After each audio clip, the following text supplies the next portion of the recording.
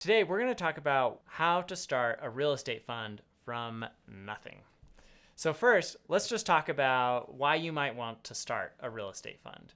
A real estate fund is basically this blind pool of capital that's raised from outside investors, other people's money, that you're using to invest in whatever it is your real estate strategy might be. You may have a real estate strategy where you want to go buy homes and flip them. You may have a real estate strategy where you want to buy land and develop it, put up commercial buildings, or build a residential community.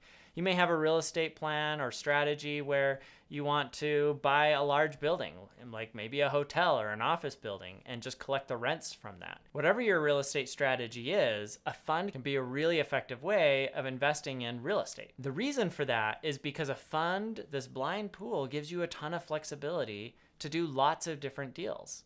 Right? You don't have to constantly go back to investors and tell them about, hey, this one-off deal, that one-off deal, or try to scrounge the money yourself or what have you. It gives you scale, and it gives you the ability to have operating cash that you can use to hire people, to travel, to do all kinds of different things. There are a lot of advantages to raising a fund that make it worth pursuing. So let's just talk for a minute about what the typical structure of a fund is. And here's the dirty little secret. The funds are basically structured the same as you would see in private equity or venture capital or hedge funds. There are three basic entities when it comes to a fund. You have the limited partnership,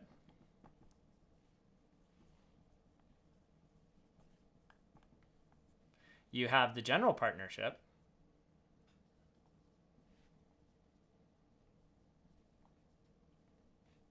and you have what's called the management company.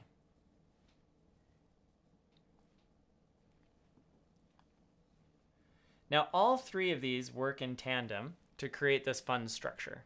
Now, the limited partnership, this is the actual fund. This is where the funds reside. And so what happens is you as a fund manager go out and you meet with investors and you pitch them on, hey, I've got this great strategy. We're going to go out and we're going to buy 100 of these houses that are distressed, and we have this team that's really good at remodeling them. We're going to make them look awesome. We're going to flip them, generate a huge profit, and then we're going to return that money back to our investors, right? Whatever your strategy is.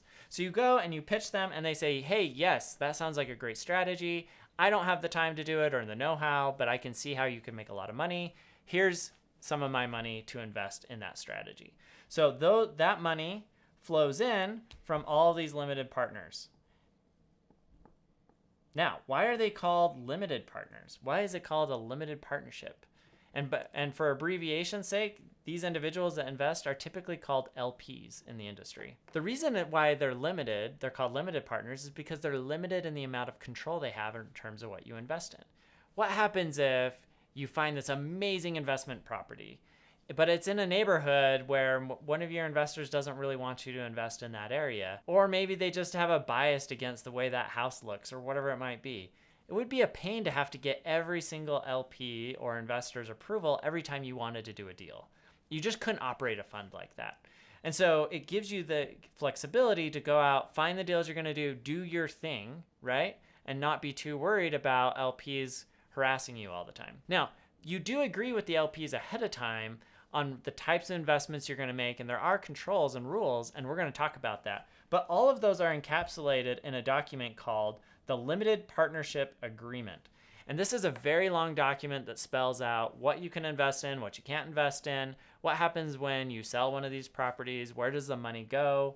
It defines if there's a preferred rate of return. All kinds of different aspects of your fund are controlled by this limited partnership agreement. You also have what's called a PPM. This is a private placement memorandum. Really, it's a marketing document. It talks about your strategy in depth, and it also includes a whole bunch of warnings that you could lose all of their money, so that they're properly advised that, hey, this is a risky transaction investing in a fund, that it's a blind pool, et cetera, et cetera. And these documents, what's cool about them is, but together with them, you can really define like how this fund works through these two documents. Both of them are going to be put together with an attorney, so make sure you get a really good one to help you work through that process. All right, let's go back to our structure. So we have the limited partnership, and one of the things that the LPA is going to do, it's going to define the relationship between the general partnership and the limited partnership. Now, I said earlier that the limited partnership is limited in terms of the control that it has over the investments that are being made. That control is being given over to the general partner. And the general partner is, it's kind of where like the founders of the fund, the ones that are like doing the day-to-day work, reside, and where they are going to ultimately get compensated. You also have what's called a management company. And the management company typically has a contract with the general partner. The management company is like the brand. When you think about like big funds like maybe BlackRock has that, when you think of that brand, that's really the management company that you're thinking of. And that's where all the employees' salaries are paid, rent's paid, all of those other things. And essentially what happens is the general partner and the management company have a contract that basically says the management company is going to do all the work for the general partnership and will ultimately advise the limited partnership. And depending on the size of your fund, the management company may need to be registered as a registered investment advisor. So just really quick in terms of how these different entities get compensated. So let's say this limited partnership makes an investment into a piece of property. They go in, they remodel it, and then it ends up returning money back to the investor, the limited partnership, when they sell the property. Well, this money that goes back to the limited partnership is then going to be split out equally based on the amount of money that each of these investors have put into the limited partnership. They're going to get basically their same percentage of that deal. And back. They're also going to split some of those returns with the general partnership, typically 20%. Now this 20% is the carry. So let's say that I have an investment, I buy a house for $100,000. And then I go in and I make a bunch. I go in and I remodel it and then I flip it and I sell it for like $200,000. Okay, great. So that's pretty good. I doubled my money. So I sell the property for $200,000. Of that, I'm going to have a profit of $100,000. Well, that gets split 80-20. So $80,000 plus my original investment of $100,000 is going to go back to my limited partners individually. And then 20%, or in this case, $20,000, will go back to the general partner as part of their carry. Now, there's another way that limited partners compensate the general partner and the management company, and that's through what's called management fees. Now, these technically flow through the general partnership to the management company, but for all intents and purposes, because the general partnership has this contract outlined with the management company, these funds, these management fees, flow directly to the management company. And they represent, industry average is about 2% of how much investors have put into the deal. So if you're a limited partner and you invest $100,000 into this fund, then 2% every year of that $100,000 is going to be paid to the management company as a management fee. And this management fee, you actually want to pay it.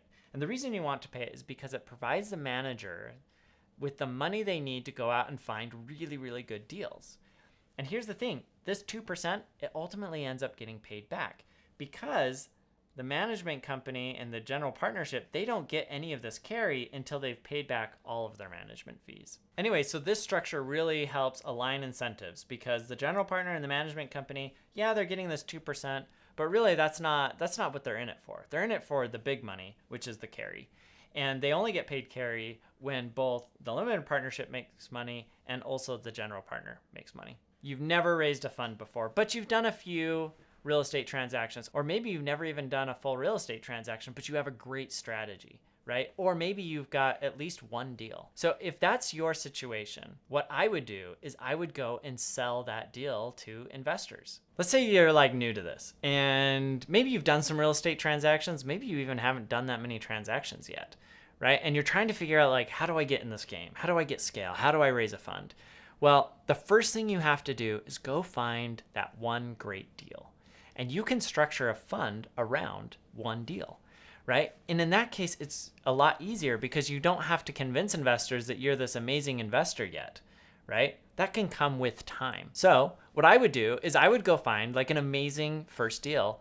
You know, maybe it's a property that I want to flip, even if I don't have the money. And maybe even if I did have the money for it, it might make sense to bring in other investors so you can start building a track record with them and confidence in what you're doing. So you find that deal, you do all of your due diligence, you build out the pro formas and the projections on how that investment's going to perform for your investors. And then you go meet with people that have money and you pitch them and say, hey, look, there's this really great real estate transaction. I think we can generate a really great return for both you and me. Do you want to participate? And then when they raise their hand and say, yeah, that looks like a great deal, I would love to be a part of that, then you can pull them into your fund. It'll be a lot easier to sell that deal than trying to convince them to just blindly give you their money.